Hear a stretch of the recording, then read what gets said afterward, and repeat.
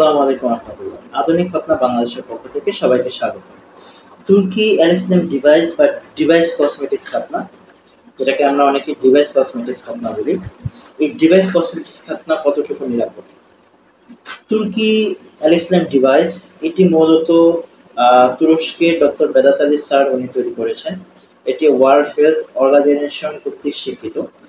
তুর্কি ডিভাইস খতনা এখানে কোনো প্রকার সেলাই বা ব্যান্ডেজের প্রয়োজন হয় না। বাচ্চা প্রথম দিন থেকেই হাঁটা চলাচল, স্বাভাবিক যে চলাফেরা সবকিছু করতে পারে।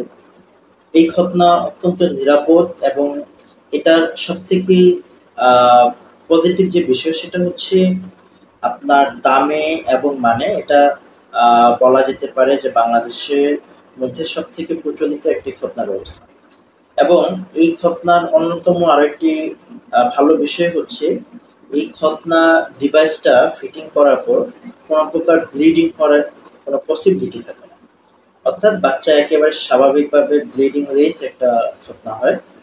তবে এই ক্ষেত্রে অবশ্যই আপনাদেরকে দক্ষ খতনা সার্জন বা প্র্যাকটিশনারকে আপনাদের বেছে নিতে হবে তুর্কি ডিভাইসের মাধ্যমে খতনা করাতে চাইলে।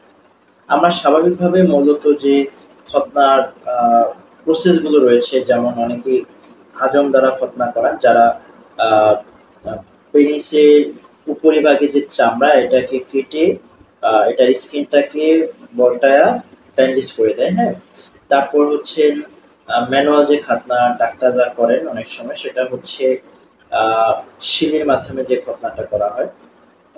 তো মোটামুটি আমাদের অভিজ্ঞতা থেকে আমরা এটা বলতে পারি যে শিলি খতনার ক্ষেত্রে দেখা যায় যে অনেক সময় ব্লিডিং হয়, ব্লিডিং হওয়ার পসিবিলিটি বেশি থাকে এবং হাজমের মাধ্যমে খতনা করালে দেখা যায় যে এখানে একটা রিস্ক থেকে যায়, অনেক সময় ব্লিডিং শুরু হয়, হ্যাঁ, অনেক ধরনের প্রবলেম হয়।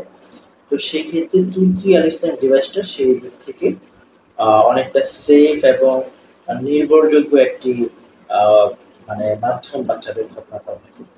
তবে সেক্ষেত্রে অবশ্যই আপনাকে দক্ষ খতনা সার্জন বা তুর্কি অ্যালিসিয়াম ডিভাইসের মাধ্যমে দক্ষ এমন কাউকে দিয়ে যদি আপনারা খতনা করাতে পারেন, সেক্ষেত্রে নিশ্চিন্তে নির্ভয়ে আপনারা তুর্কি অ্যালিসিয়াম ডিভাইসের মাধ্যমে খতনা করতে পারেন। এটি অত্যন্ত নিরাপদ একটি খতনা ব্যবস্থা।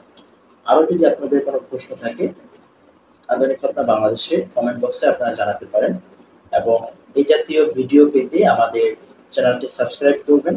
আসসালামু আলাইকুম ওয়া রাহমাতুল্লাহ।